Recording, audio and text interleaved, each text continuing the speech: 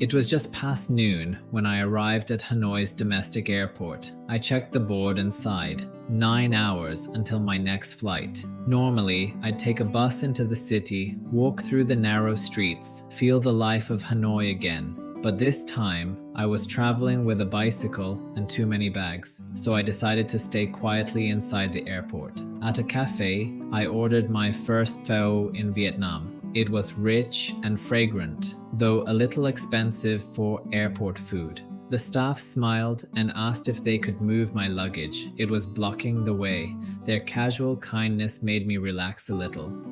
Outside, thunder began to roll. Lightning flashed beyond the windows. Then came the announcement. My flight was delayed 2 hours, then 3. With Vietjet, delays are always unpredictable, sometimes cancelled, sometimes suddenly boarding again. So I watched people instead of screens. When others started to move, I moved too. While waiting, I washed my face, brushed my teeth, small things that keep me grounded when time stretches endlessly. By evening, the gate opened at last. My oversized bike box needed to be wrapped tightly in tape.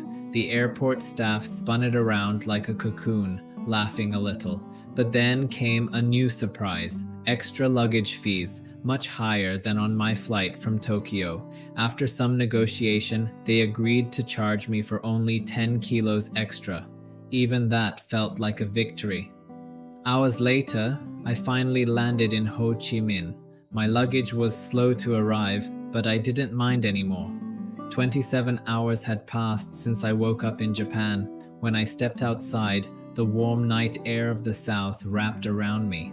It was already past midnight, yet my work wasn't done. I began assembling my trailer and bicycle in the dim light outside the terminal. People passing by watched. Some even took photos. One man handed me a few grapes, saying I looked tired. That small gesture nearly brought me to tears. After an hour, the bicycle stood complete. I was exhausted, but the city's hum filled me with energy again.